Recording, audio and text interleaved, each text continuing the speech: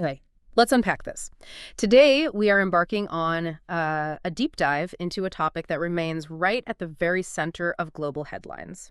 It's a concept often discussed, but maybe not always fully understood: Zionism. Hmm. Our mission in this deep dive is really to extract the most important nuggets of knowledge from the source material we have in front of us. We want to give you, our listener, a concise yet, thorough understanding of Zionism's origins, its complex development over time, and also the various forms of opposition it's faced. Yeah, that's crucial. And we want to be very clear from the outset, this isn't about taking sides, not at all. Instead, it's about illuminating the facts and the historical context as they're presented in our sources, allowing you to become truly well-informed on what is, let's face it, a crucial subject in contemporary global affairs. Absolutely. And I think to truly grasp the nuances of, the contemporary discussions around Zionism, we absolutely have to reach back into its ancient roots and meticulously trace its journey through the centuries right up really to the present day. This deep dive will reveal just how incredibly deep and, well, enduring those historical threads run. They connect antiquity to modern geopolitics in some fascinating ways. And our sources for this. Right. Our sources for this exploration are primarily academic excerpts. They provide a comprehensive, research-based overview that helps us connect these disparate dots, revealing the movement's evolution. Hashtag tag the deep roots and early stirrings of modern Zionism. So let's peel back the layers then. When we talk about Zionism, it's easy for many, I think, to immediately jump to 19th century European politics. That's the common starting point, yeah. But our sources suggest we need to go back much, much further. So what's the true starting point here? And why is that ancient connection so critical? That's such a vital distinction to make right off the bat. While yes, modern political Zionism crystallized in the 19th century, its story truly begins millennia earlier. Our sources clearly show Zionism as fundamentally a Jewish nationalist movement aiming for a Jewish national state in Palestine. That this isn't just about land in a modern sort of political sense. The land itself has an ancient Hebrew name, Eretz Yisrael. Eretz Yisrael. It translates to the land of Israel. And this immediately underscores its profound historical and, crucially, spiritual significance. It far predates modern political constructs. And it's not just the land itself, is it? There's a specific spiritual element that resonates deeply, according to the sources. Precisely. The religious significance of Zion itself is paramount here. Zion is one of the hills of ancient Jerusalem, and in Judaism, it's revered as the place where God is believed to dwell. Right. So when you hear the term Zionism, it immediately evokes this deep spiritual connection to Jerusalem and the broader land. For many adherents, this isn't merely a geographical aspiration. It's a profound spiritual homecoming. It's rooted in religious texts, historical memory. Understanding this ancient link is absolutely crucial because it helps us grasp the immense emotional and historical weight the movement carries for its followers, a weight that distinguishes it from many other nationalist movements. That makes a lot of sense. It really provides the profound backdrop. But okay, if that ancient connection always existed, what specifically in the 19th century triggered its evolution into the modern political movement we recognize today? What changed? Right. So while that ancient connection persisted and, gave Zionism its deep resonance, the political movement truly took concrete shape in response to specific European developments of the 19th century. One significant factor was the Haskalah. It's often called the Jewish Enlightenment, which emerged in the late 18th century. The Haskalah. Yeah. This intellectual movement encouraged Jews to assimilate into Western secular culture. It urged them to shed distinctive Jewish customs and traditions in favor of, integration into the broader societies they lived within. The hope was that by adopting European languages, education, societal norms, Jews would gain acceptance and maybe shed the stigma of difference that had plagued them for centuries. So the idea was essentially to become more European and less distinctively Jewish, almost as a strategy maybe to combat anti-Semitism. Exactly. That was the hope for many.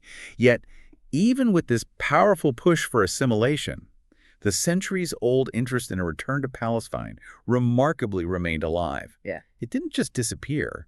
And here's a surprising detail from our sources that often gets missed.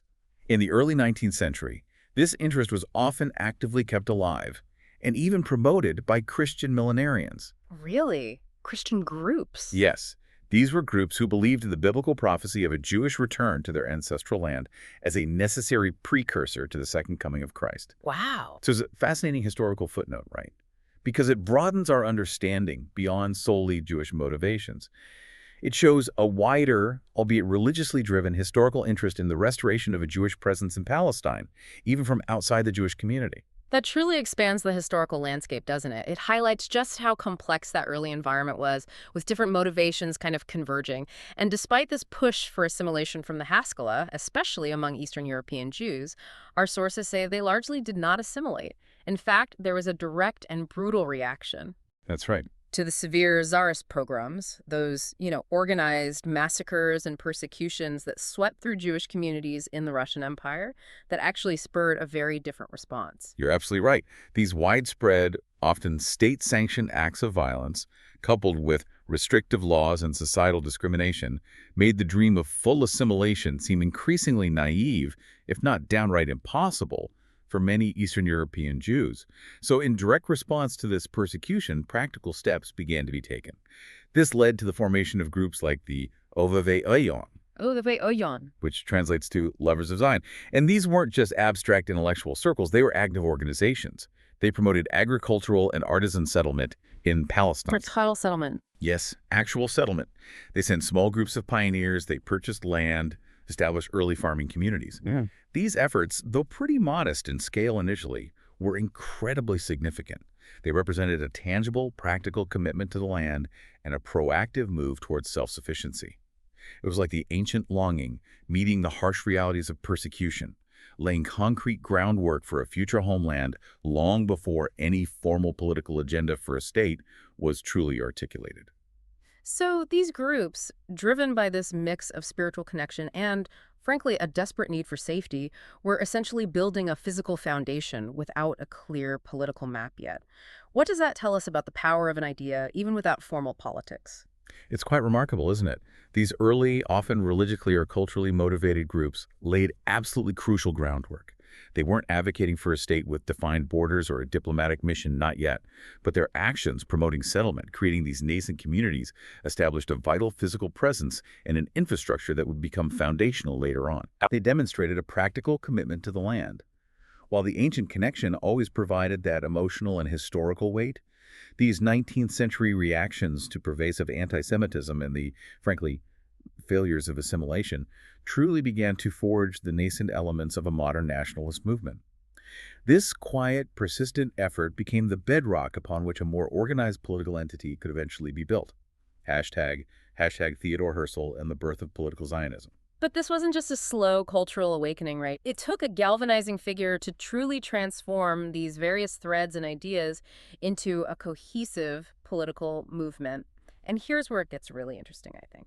This brings us to Theodor Herzl, an Austrian journalist whose personal observations and experiences dramatically reshaped the conversation around Jewish identity and nationhood. Absolutely, Herzl. He's widely considered the father of modern political Zionism. So what pushed him to this, pretty radical vision at the time? Herzl's journey to embracing Zionism is quite compelling, precisely because it wasn't a given. Our sources tell us that he, like many educated Jews of his time, initially favored assimilation, strongly favored it. He believed it was the most desirable, the most logical path for Jews to lead normal, accepted lives within European societies. However, his direct experiences with the virulent anti-Semitism he witnessed, particularly covering the Dreyfus affair in France, Yes. that public trial of a Jewish army officer that just became this massive flashpoint for anti-Semitism, it led him to a stark and profoundly impactful conclusion. He came to see that assimilation, despite its promise, was simply impossible to realize. Not really. Not in the face of such pervasive and irrational prejudice. So it was a direct observation of failure. Yes. And this forced him to conclude that if Jews were going to be continually pressured by external forces to form a nation, which they were, the only way they could achieve a normal, secure, and dignified existence was through territorial concentration, in a single homeland where they held sovereignty. This was a radical departure from the prevailing thought. And this wasn't just a theoretical conclusion he wrote about, was it? This radical shift in his thinking led directly to a monumental, truly foundational event for the movement. Absolutely. This transformative conclusion propelled Herzl to action. It led him to organize and convene the first Zionist Congress. It was held in Basel, Switzerland in 1897. Basel, 1897, okay. And this wasn't just a meeting. It was the foundational event for the entire political movement. At this Congress, they painstakingly drew up what became known as the Basel Program. It clearly stated their core objective. And here's the crucial phrase, you really have to focus on this. Zionism strives to create for the Jewish people a home in Palestine secured by public law. Secured by public law. Exactly. That last part, secured by public law, is incredibly significant. It highlights the political, the legalistic aspect of their ambition. It emphasizes the absolute necessity of international recognition and legitimacy. This was the pivotal moment. Zionism shed its more diffuse cultural skin, if you will, to reveal a sharply defined political skeleton. Herzl's genius wasn't just in advocating for a state, but in recognizing that its very legitimacy had to be forged in the crucible of international law. It made statehood a diplomatic project just as much as a national one. This blueprint really set the tone for all future struggles. So with this clear, politically articulated goal established, how did Herzl and the movement actually try to achieve it? I mean, it sounds like an enormous undertaking, and I imagine it wasn't exactly an easy path. There must have been some fascinating detours and early organizational efforts. Oh, it was indeed a monumental challenge, and the early years were just a whirlwind of activity. The movement center was established in Vienna, naturally, reflecting Herzl's own base. From there, he launched its official weekly newspaper, Die Welt. Die Welt, the world. The world, exactly, to disseminate their ideas and mobilize support. And these early Zionist congresses, they were remarkably frequent and intense. They met yearly until 1901, then every 2 years after that. Wow, that's often. It really shows the urgency and the dynamism of the nascent movement, right? They were essentially operating on startup time, not traditional political cycles, meeting almost constantly to push their agenda forward. However, they had a significant roadblock almost immediately. Our sources tell us that the Ottoman government, which, controlled Palestine at the time, flatly refused Herzl's direct request for Jewish autonomy in the region. Just said no. Okay, so the Ottomans weren't playing ball. Not at all.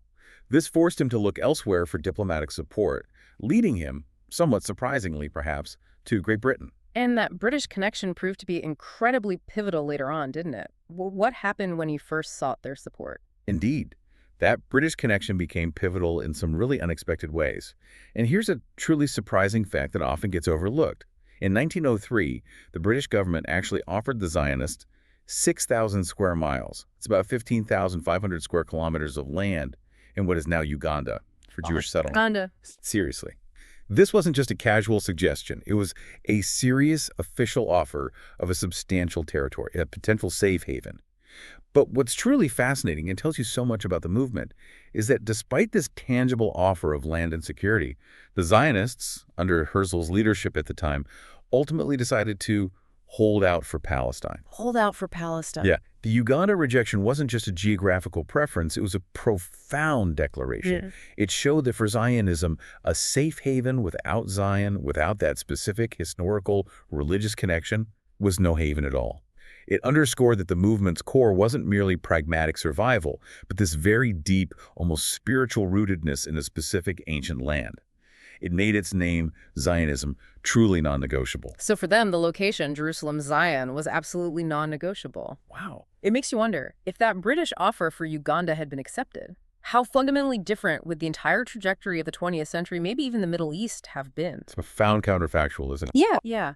What does that decision tell us about the power of an idea over pure pragmatism? And what happened to the movement after Herzl's death? He died quite young, didn't he? He did in 1904. And it speaks volumes about the deeply ingrained nature of the connection to the land of Israel, that decision. After Herzl's passing, the leadership of the movement shifted. Its administrative center moved from Vienna, first to Cologne, and then later to Berlin. Now, it's important to understand that prior to World War I, Zionism still represented only a minority of Jews globally, predominantly those from Russia. Interestingly, the leadership at this stage was mostly Austrian and German. A minority movement, but active. Exactly. Yet, despite being a minority movement, it was incredibly active and effective in its outreach and its cultural impact. It developed sophisticated propaganda through charismatic orators who traveled widely and informative pamphlets that clearly articulated their vision. It created its own dedicated newspapers like Die Welt we mentioned, becoming a powerful force for shaping opinion within Jewish communities.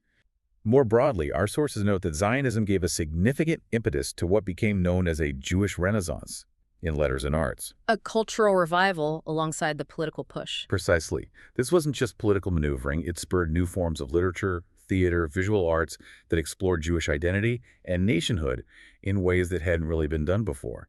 And crucially, this period was absolutely vital for the development of modern Hebrew. Previously, Hebrew was primarily a liturgical language, a scholarly language used in prayers and sacred texts. Right, not really spoken day to day. Exactly. But through concerted Zionist efforts, it began to be revived as a living, spoken language, integral to the cultural identity of the future state they envisioned. So even as a minority movement, these early cultural and organizational efforts laid incredibly powerful groundwork for later political success. It really demonstrates the sheer power of a compelling idea coupled with organized, persistent activism. #, World War I mandate in early state building. Okay, so as the 20th century unfolded, global events really started to accelerate the Zionist project in profound ways. It's almost as if the world was catching up to their vision, or maybe forcing the issue. The failure of the Russian Revolution of 1905, for instance, you mentioned Russia being a key base. That failure had a particularly profound and direct impact on the movement, didn't it? It absolutely did. The failure of that 1905 revolution, coupled with the brutal wave of renewed Tsarist pogroms and state repressions that followed, it caused a significant increase in the numbers of Russian Jewish youth immigrating to Palestine. More immigration. Yes, and these weren't just desperate refugees, though some were. Many were ideologically driven individuals committed to the Zionist ideal who sought to build a new life and a new society there. Our sources describe them as pioneer settlers. By 1914, even before the full brunt of World War I hit, there were already about 90,000 Jews in Palestine. 90,000 by 1914. Yeah, and a substantial portion of these, some 13,000 settlers, lived in 43 Jewish agricultural settlements, famously known as kibbutzim. Ah, the kibbutz. Exactly. These were communal, often socialist-inspired enterprises where settlers worked the land collectively, sharing resources, building a new society from the ground up, very idealistic in many ways. Many of these early kibbutzim received crucial support from the French Jewish philanthropist Baron Edmond de Rothschild. His financial backing was vital for their establishment and sustainability, helping them overcome the initial hardships. So there was philanthropic support, too. Yes. And many of these settlers were part of what became known as labor Zionism.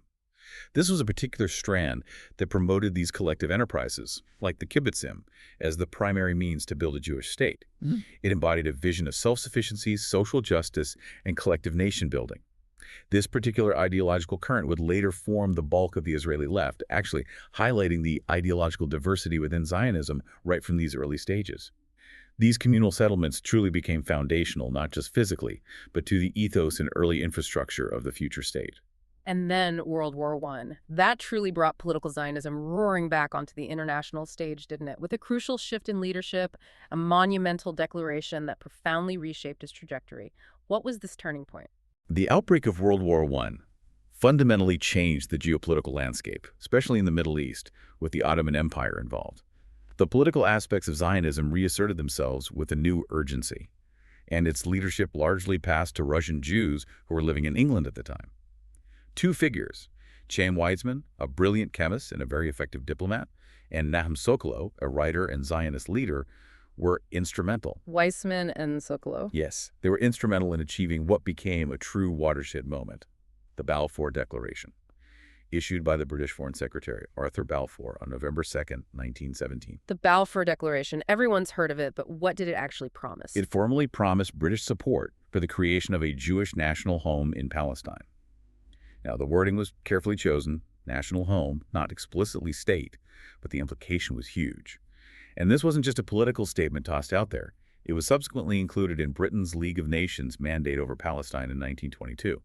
That gave it a significant layer of international legal weight. Right, embedding it in international law. Exactly.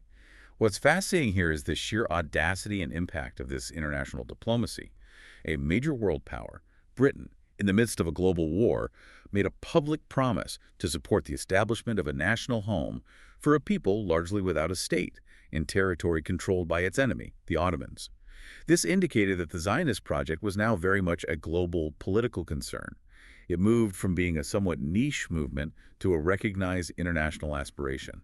But not everyone within the Zionist movement was focused solely on diplomacy and getting declarations, were they? Even at this early stage, another powerful strand of Zionism was emerging, emphasizing a very different path to self-determination. What was this alternative approach? That's a critical point to highlight, absolutely. Parallel to these diplomatic efforts, another prominent figure emerged, Ze'ev Jabotinsky. often referred to by his first name, Vladimir, as well. Debuchy, right? Yes. His revisionist strand of Zionism, which would later constitute much of the Israeli right-wing political ideology, emphasized the absolute necessity of securing Jewish self-determination through armed force, through strength. A more militaristic approach. You could say that. He believed that diplomatic promises, like Balfour and gradual agricultural settlement alone, were insufficient, maybe even naive, and potentially fragile in the long run. Instead, he argued that a strong, self-reliant defense capability was paramount for the long-term survival and, crucially, the establishment of a Jewish state. This belief directly led to the formation of the Haganah in 1920. The Haganah. Yes, a Zionist paramilitary organization. It was dedicated initially to Jewish self-defense against Arab attacks, and it would later become the core of the Israel Defense Forces, the IDF, as we know it today. So right there, you see a split in strategy emerging. Definitely. This highlights the early emergence of fundamentally different ideological approaches within Zionism itself. You had one focused primarily on diplomatic recognition, international legitimacy, gradual settlement, and another focused on self-defense, military strength, and the potential need for force to secure their aims. Both approaches, in their own complex ways, contributed significantly to the eventual establishment of the state. Okay, so with the British mandate now in place, managing Palestine, and these different ideological currents at play within Zionism, what did this mean on the ground during the interwar period, say the 1920s and 30s? The Jewish population certainly grew, as you said, but our sources also indicate that resistance from the existing Arab population grew right alongside it. It wasn't a peaceful coexistence, was it? No, not at all. In the years that followed the Balfour Declaration and the establishment of the British Mandate, Zionists worked diligently, methodically, to build up Jewish urban and rural settlements throughout Palestine. They improved and expanded those autonomous organizations like the kibbutzim, which continue to be a crucial part of their nation-building efforts, focusing on self-sufficiency, communal living. They also actively solidified Jewish cultural life, ensuring the continued development of Hebrew education. For instance, the Hebrew University of Jerusalem, which later became this elite research institution, a real hub of intellectual life, was founded back in 1918 and officially opened its doors in 1925. Supported by some big names, too, right? Absolutely. Supported by Jewish luminaries of the time, including Sigmund Freud and Albert Einstein, who were on its board. These were tangible, strategic steps toward building the actual infrastructure of a future state, not just, populating the land. And the numbers reflected this growth, didn't they? How significant was the demographic shift during this period? They absolutely did. The numbers are quite telling. In March 1925, the Jewish population in Palestine was officially estimated at about 108,000. By 1933, it had risen significantly to about 238,000. Doubled in less than a decade. Roughly, yeah, constituting around 20% of the total population by then. Our sources do note that Jewish immigration remained relatively slow until the tragic rise of Adolf Hitler and Nazism in Europe. That, as we'll discuss, dramatically changed the dynamic and the urgency. Nevertheless, even before Hitler's full impact was felt, the existing Arab population in Palestine had grave and frankly understandable concerns. They feared that Palestine would inevitably become a Jewish state, fundamentally altering their homeland, their society, their future. And they bitterly resisted both Zionism as a movement and the British policy that appeared to support it. British forces struggled immensely to maintain order in the face of a series of Arab uprisings and protests throughout the 20s and 30s. Leading up to something major, right? Yes, culminating in the more extensive and sustained 1936-39 Arab Revolt. This was a brutal, widespread conflict. It involved mass strikes, boycotts, armed clashes, attacks on Jewish settlements, and British infrastructure. It really demonstrated the deep-seated opposition to the Zionist project from within the Arab population of Palestine. That sounds like a constant escalating struggle for control and influence over the land. And how did Britain, kind of caught in the middle as the mandate authority, react to this mounting violent resistance from the Arab population? Well, the strain of suppressing that major Arab revolt, which took significant British military resources, ultimately led Britain to reassess its policies quite significantly, in hopes of keeping the peace between Jews and Palestinian Arabs, and crucially, looking ahead to World War II, wanting to retain Arab support against the rising threat of the Axis powers. Germany and Italy-Britain issued the famous, or infamous, depending on your view, White Paper of 1939. The 1939 White Paper, what did it do? Essentially, it placed very significant restrictions on Jewish immigration to Palestine. It set quotas, aiming for an eventual independent Palestinian state with a guaranteed Arab majority. It also heavily restricted Jewish land purchases. So basically rolling back the promise of the Balfour Declaration. Effectively, yes. It was seen by Zionists as a profound betrayal. And this decision, understandably, created intense internal Jewish opposition. Underground revisionist groups, following Jabotinsky's ideology groups like the Stern Gang, led by Avraham Stern and the Zwilumy, initially led by Jabotinsky himself, vehemently opposed these new restrictions. They didn't just protest, did they? No. They viewed the White Paper as abandoning Jews facing persecution in Europe. They engaged in acts of terrorism and assassination against the British authorities in Palestine. They bombed government offices, attacked British personnel, and crucially, they also organized illegal Jewish immigration to Palestine, known as Aliyah Bet, often bringing Holocaust survivors, packed onto rickety ships, to the shores of Palestine against strict British naval blockades. Wow. So this pre-state violence from different Jewish factions against the British Mandate Authority, it really demonstrated the exceptionally high stakes involved for all parties, didn't it? And the desperate urgency felt by many Jews to reach Palestine, especially as the situation in Europe deteriorated. Absolutely. It showed the lengths they were willing to go to, even risking conflict with the British, to achieve their goal, particularly with the shadow of Nazism looming large. #the Holocaust, partition, and the birth of Israel. Then, of course, came one of the darkest chapters in human history, the Holocaust, which, as you mentioned, it irrevocably changed the trajectory for many Jews and for Zionism itself. Its impact was immediate and profoundly amplified the urgency of the Zionist cause, didn't it? The Holocaust. Yeah. The state-sponsored, systematic, large-scale extermination of 6 million European Jews by the Nazis and their collaborators. It served as a devastating and, for many, an undeniable validation for the Zionist argument.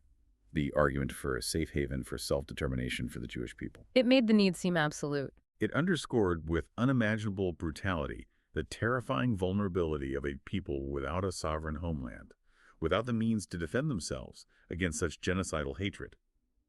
Consequently, it led many Jewish survivors, often with literally nowhere else to go, facing continued anti-Semitism even after the war, to seek refuge in Palestine with an unparalleled urgency. It also galvanized Jewish communities globally, particularly in the United States, which emerged from the war much stronger. They embraced Zionism in larger numbers and with greater conviction than ever before. The argument for a secure, sovereign homeland where Jews could finally be safe from persecution gained an undeniable moral and practical imperative. It shifted global opinion and dramatically accelerated the political push for statehood. So, as tensions continued to mount in Palestine in the immediate aftermath of the Holocaust, with the British Mandate struggling, really collapsing under the weight of managing the escalating conflict on the ground between Arabs and Zionists, Britain eventually punted the problem, didn't they? They handed it off to an emerging international body. How did the world attempt to resolve this incredibly complex, seemingly intractable situation? That's right. Britain was exhausted by the war, financially strained, and simply unable, or perhaps unwilling, to resolve the escalating violence and the competing nationalist claims in Palestine.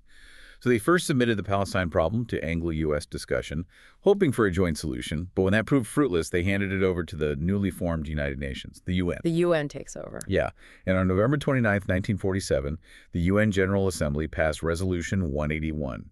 A truly momentous decision. It proposed the partition of Palestine into separate Arab and Jewish states. Yes. With Jerusalem designated for internationalization as a corpus separatum, a separate body under international administration, due to its immense religious significance for Jews, Christians, and Muslims alike. So the UN plan was 2 states and an international Jerusalem. That was the plan. This international attempt at resolution reflects the immense complexities of the situation, the perceived need for external multilateral intervention to address these competing claims, and certainly the international community's recognition of the urgency of the issue, especially after the horrors of the Holocaust. And what happened when that UN resolution was passed? Did it lead to a peaceful transition? The creation of the State of Israel wasn't exactly a quiet event, was it? Our sources describe immediate, widespread conflict. Far from quiet. Far from peaceful. The Zionist leadership accepted the UN partition plan, albeit with some reservations about the proposed borders.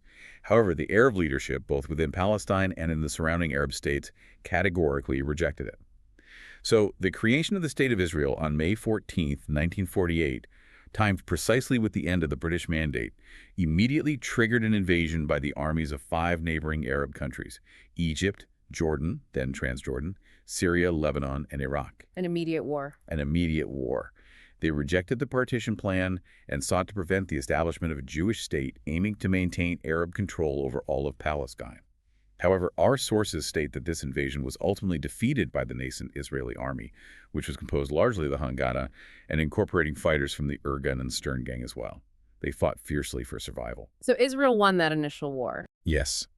This conflict is historically known as the 1948 Arab-Israeli War, or for Israelis, it's their war of independence. By the time armistice agreements were signed in 1949, Israel actually held more territory than had been allotted to it under the original UN partition plan, establishing its initial borders, often called the Green Line. But the human cost was immense, wasn't it, on both sides? Absolutely immense. Crucially, this period also saw profound human displacement and demographic shifts. Our sources state that around 700,000 to 800,000 Palestinian Arabs either fled their homes or were expelled from the area that became Israel during the fighting. This event is remembered by Palestinians today as the Nakba, which is Arabic for catastrophe. It created a massive Palestinian refugee crisis that remains unresolved. The Nakba. Yes. Simultaneously, the new state of Israel had to grapple with absorbing approximately 850,000 Jewish refugees. These were Jews who had fled or been expelled from various Middle Eastern and North African countries in the years surrounding Israel's creation, often facing violence and persecution, leaving behind centuries-old communities and vast amounts of property. So a Jewish refugee crisis from Arab lands at the same time. Exactly. These simultaneous yet profoundly differently experienced and narrated refugee events sow deep, deep seeds for future conflicts. They continue to shape the ongoing narratives, the grievances, the political demands on both sides to this very day, a truly tragic dimension of the state's founding. So, okay, after 50 years since that first Zionist Congress in Basel and 30 years since the Balfour Declaration, Zionism achieved its primary foundational aim, establishing a Jewish state. But what did that victory actually look like in practice, and what new profound challenges did it bring once that initial goal was achieved? It wasn't the end of the story, clearly. Not even close. The immediate reality for the new state of Israel was, as our sources starkly describe it, that it became an armed camp. It was surrounded by hostile Arab nations who refused to recognize its existence, viewing it as illegitimate. The border areas were constantly tense, rife with skirmishes, infiltrations. And Palestinian organizations, often operating from neighboring countries, engaged in sustained terrorism or armed resistance, depending on perspective, both inside and outside Israel's borders, launching raids, attacking civilian targets. So survival became the immediate focus. Absolutely. The initial goal of creating the state had been met, yes, but the new paramount goal became securing the very existence of this fledgling state. And alongside that, trying to establish its legitimacy, not just internationally, but especially among its immediate Arab neighbors who denied its right to exist. This signified a dramatic and existential shift in focus for Zionism itself.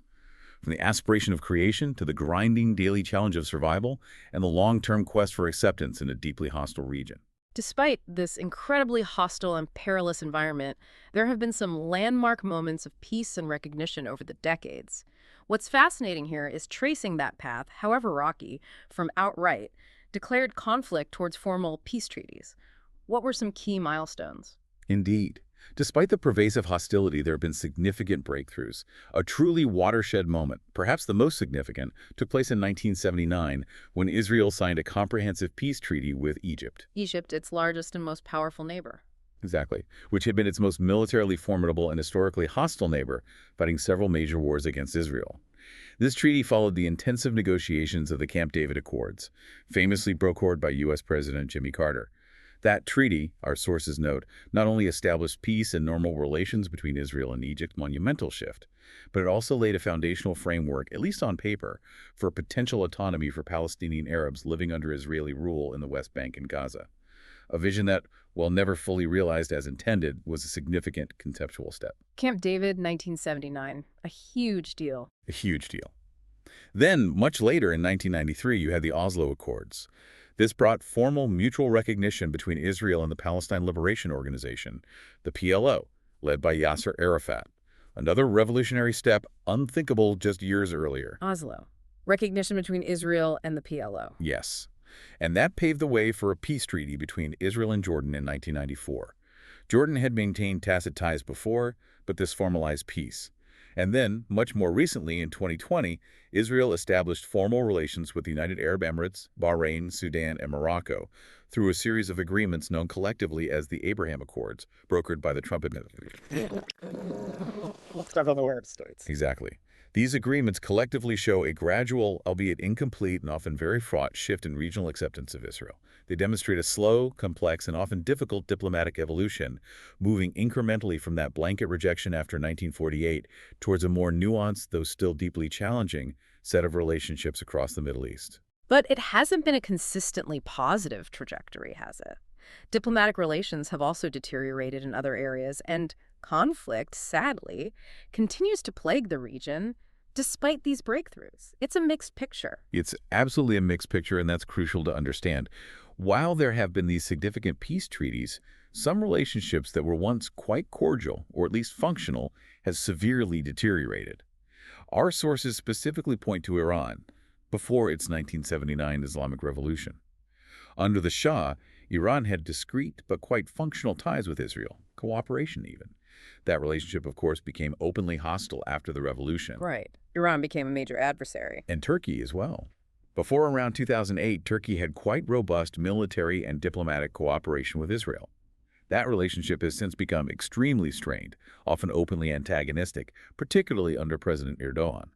So these examples illustrate the volatile nature of regional alliances and how quickly things can change. And the conflicts haven't stopped. Not at all.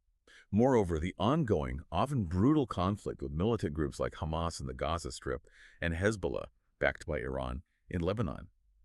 These highlight Israel's continued intense struggle for security and its enduring challenges to live securely alongside its immediate neighbors, particularly those non-state actors committed to its destruction. This mixed diplomatic record, characterized by both breakthrough peace deals and persistent deadly conflict, really raises an important question, doesn't it? What does it tell us about the persistent difficulties of establishing and maintaining both security and comprehensive peace in such a historically complex and contested region? It profoundly underscores that even achieving statehood doesn't, by itself, resolve all the underlying historical, territorial, and national conflicts.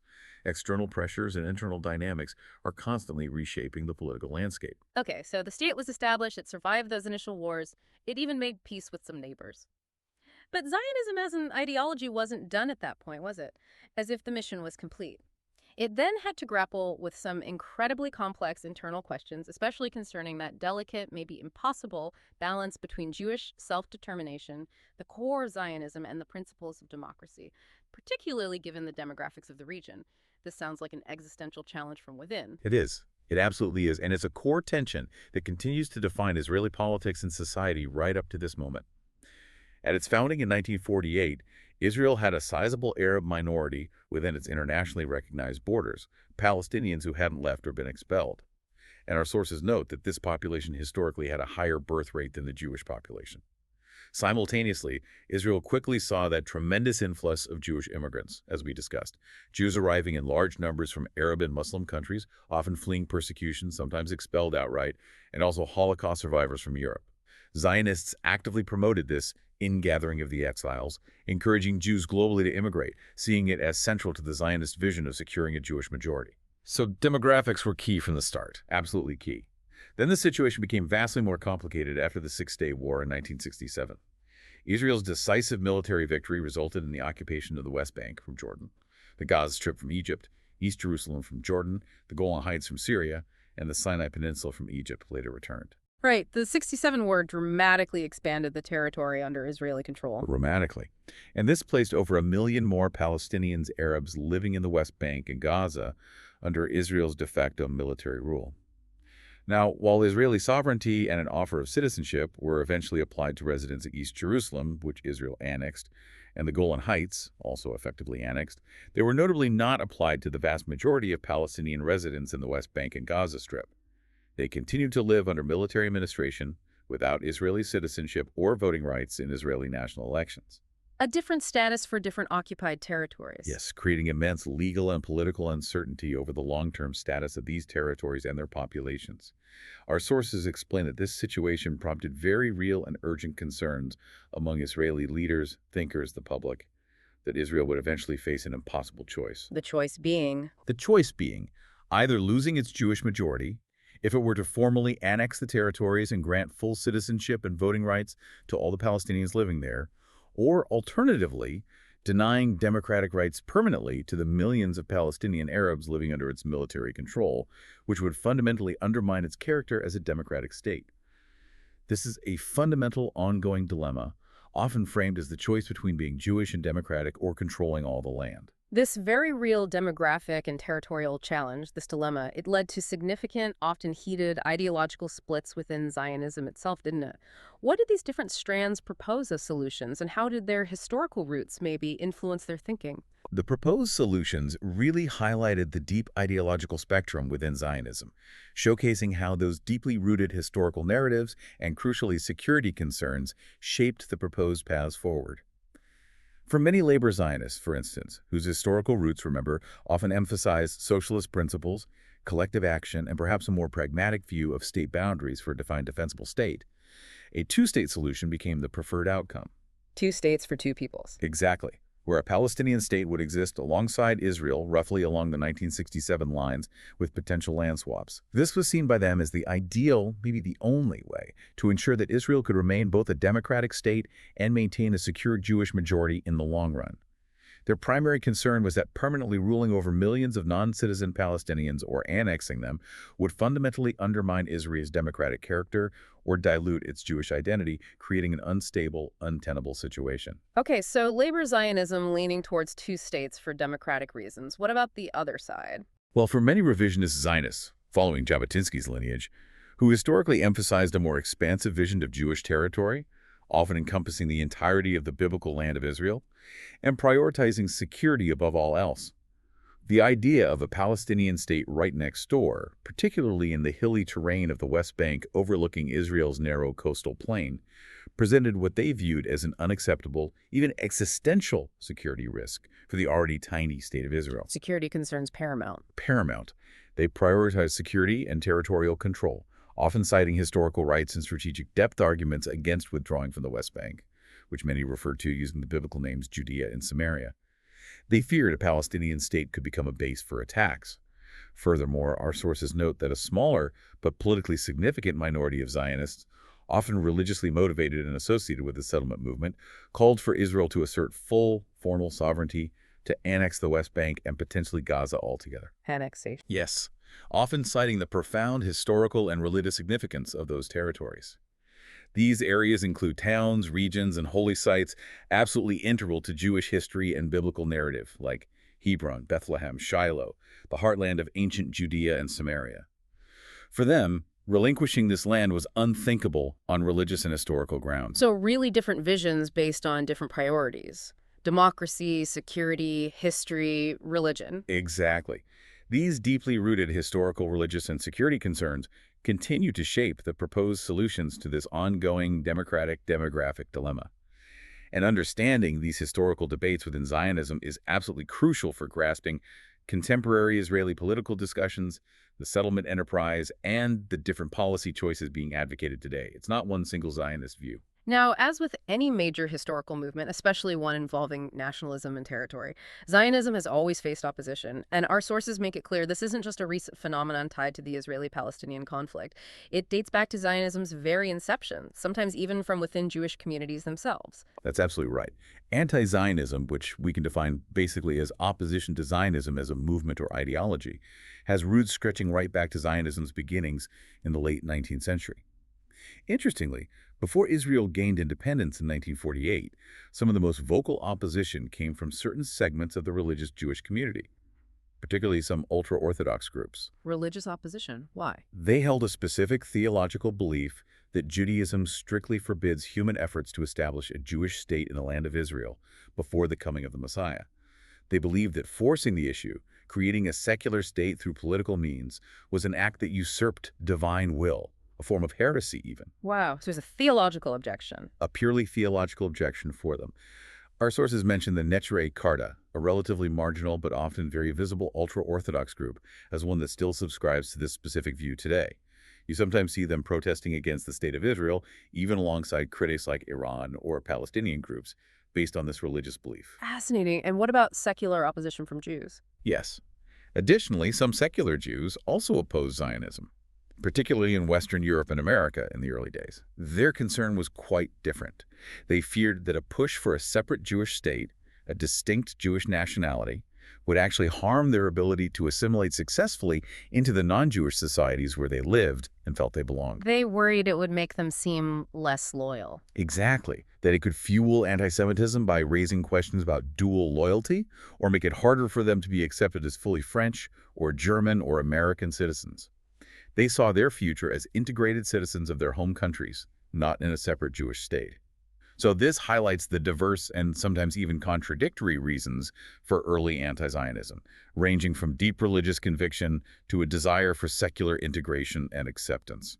Okay, so that's opposition from within Jewish communities. But beyond those internal debates, broader criticisms emerged pretty quickly, focusing specifically on the implications for the existing population of Palestine, the Arabs living there. This brought a completely different and often central dimension to the opposition, didn't it? Absolutely. As the Zionist project progressed, particularly with increased Jewish immigration and land purchases and settlement building under the mandate, many critics, both Jewish critics who were perhaps more universalist in their outlook and non-Jewish critics, came to view the potential and later actual disenfranchisement and displacement of Palestinian Arabs as an inevitable and inherent consequence of asserting a specifically Jewish state in a homeland that the Palestinians also considered theirs and where they constituted the majority population for centuries. The core issue of two peoples claiming the same land. Precisely. This raised fundamental questions about competing claims to self-determination, national rights for both peoples, land ownership, and sparked the core of the ongoing conflict over land and sovereignty that continues today. Other critics, taking perhaps a broader philosophical stance, fundamentally reject the model of the nation-state itself. They see it as inherently prejudicial, inherently exclusionary, creating insiders and outsiders. And therefore, they oppose all forms of nationalism, including Zionism, regardless of the specific nation in question. They advocate for more universalist or post-nationalist models. So a critique of nationalism itself. Yes. And our sources also note, importantly and troublingly, that sometimes non-Jews have opposed Zionism as an extension of, or even as a convenient mask for, underlying anti-Semitism. Where criticism of Israel or Zionism veils older, deeper prejudices against Jewish people as a group, using anti-Zionist language to express anti-Semitic ideas. That's a dangerous overlap. It is. So these critiques, coming from very different places, Palestinian national aspirations, universalist principles, unfortunately sometimes anti-Semitism, collectively challenge the fundamental tenets of Zionism and its practical implementation. They highlight the deeply complex ethical and political dilemmas embedded within its history and its ongoing existence. This brings us right up to a very sensitive, often incredibly contentious modern discussion. The relationship, or the alleged relationship, between anti-Zionism and anti-Semitism. Our sources directly address this, particularly in the context of very recent events, like the discourse around the Israel-Hamas war. How is this connection understood, at least by some prominent organizations? Right. This is a really difficult and debated area. Amid the recent Israel-Hamas war, our sources tell us that some of the anti-war rhetoric specifically targeted not just Israeli government actions, but Zionism itself and its adherents, often labeled simply as Zionists. This brought the term anti-Zionism significant public attention and scrutiny. The Anti-Defamation League, the ADL, a well-known American organization dedicated to fighting anti-Semitism and promoting civil rights. Its perspective, as presented in our sources, considers opposition to Zionism, the denial of the Jewish right to self-determination, to be often misdirected, and, crucially, to frequently have a marginalizing effect on Jewish people. A marginalizing effect, even if not intended. Yes, that's a key part of their argument. They suggest this often occurs even without malicious anti-Semitic intent on the part of the speaker. The ADL's perspective here suggests that some individuals make anti-Zionist statements, perhaps believing they are simply opposing specific Israeli government policies or the occupation. Just criticizing policy, they think? Right. But they may not fully realize, the ADL argues, that this broad disavowal of Zionism and Zionists can easily bleed into rejecting the fundamental legitimacy of Jewish statehood itself. And consequently, it can marginalize the vast majority of Jewish people around the world who feel a deep, often inextricable connection to Israel and to Zionism, however they define it, as a core part of their identity, their history, and their sense of collective security. So it's definitely not a simple, clear-cut line between legitimate criticism of Israeli actions and something more problematic, is it? It sounds like there's a very nuanced discussion here, and perhaps a real danger of unintended consequences and rhetoric blurring important lines. It is certainly not a simple, clear-cut line. And that's precisely where the complexity and the intense debate lie. While our sources indicate there is no universal consensus, no single definition agreed upon by everyone, over the extent to which anti-Zionism is inherently anti-Semitic. Right, there's disagreement on that point. Yes, but they explicitly state that anti-Zionism can sometimes be indistinguishable from anti-Semitism in its expression. How? Well, this can manifest, for instance, by employing classic anti-Semitic tropes like invoking conspiracies about excessive Jewish power or global control, or making accusations of Jewish disloyalty to their home countries when criticizing Israel or Zionism. Using those old poisons in a new bottle, essentially. Applying anti-Semitic stereotypes to Zionism. Exactly. Or, as the ADL perspective suggests, it can manifest simply by having a broad marginalizing effect on Jews, particularly by questioning the Jewish people's right to self-determination in their ancestral homeland in a way that isn't typically applied to other peoples seeking or maintaining statehood, or by denying the deep, well-documented historical and religious connection of Jews to the land of Israel over millennia. So context and expression really matter. Immensely. This highlights the huge complexities this presents for public discourse, for understanding, and the significant challenge of separating legitimate, necessary criticism of Israeli government policy, which is, of course, a fundamental part of any healthy political debate concerning any country, from a more fundamental rejection of Jewish identity, collective rights, or the very existence of a Jewish state. Understanding these nuances, the potential overlaps, and the distinctions is absolutely crucial for navigating discussions on this incredibly charged topic with greater precision, with more awareness, moving beyond slogans and oversimplifications to grasp the real-world impact of words and actions on individuals and communities. Hashtag outro. So what does this all mean? We've journeyed today from an ancient religious attachment to the land of Israel through the European Enlightenment and the brutal pogroms that spurred a nascent political movement, to the dramatic, world-altering events of 2 world wars, the unimaginable horror of the Holocaust, and the ultimate contested establishment of a state. It's been quite a sweep through history. It really has. We've seen the intricate internal debates within Zionism itself, those tensions between democracy and demographics, security and historical claims. We've also explored the constant, often violent struggle for security and legitimacy that Israel has faced since day one, and the multifaceted nature of the opposition it has encountered since its very inception. From both within and outside Jewish communities, it's just layers upon layers. It really is. And if we connect this to the bigger picture, it's abundantly clear that Zionism, like any major historical or national movement, is certainly not a monolith. It's diverse, it's complex, it's contested. Its story is one of profound national aspirations, often achieved through immense struggle and sacrifice, and constantly evolving, constantly adapting in response to internal ideological pressures and external geopolitical shifts. The narratives and the counter-narratives we've explored today are just so deeply intertwined, and they continue to shape the present moment, making it one of the most hotly debated and maybe one of the most misunderstood topics globally. It may be something for you, our listener, to mull over or explore on your own. Consider this. How does that historical tension we discussed, the tension between the legitimate aspiration for a secure Jewish homeland, driven by centuries of real persecution and vulnerability, and the complex, often tragic reality of competing populations, particularly the Palestinians, already present in that land? How does that tension, playing out within the context of shifting global powers, international law, and regional conflicts, continue to define the discourse around Zionism today? What profound lessons, if any, can be drawn from a national movement that successfully achieved its foundational goal of statehood, only to find that the very act of achievement brought forth a new, enduring set of profound, ongoing challenges? Challenges that continue to shape its evolution, the lives of everyone in the region, and international relations for decades to come. It's a question with no easy answers. No easy answers at all. We hope this deep dive has given you a clearer, perhaps more nuanced, and certainly a thoroughly informed understanding of Zionism, drawing directly from our sources, hopefully allowing you to approach current events and ongoing discussions with a more discerning and maybe even a more empathetic perspective, whatever your viewpoint. Thank you for diving deep with us.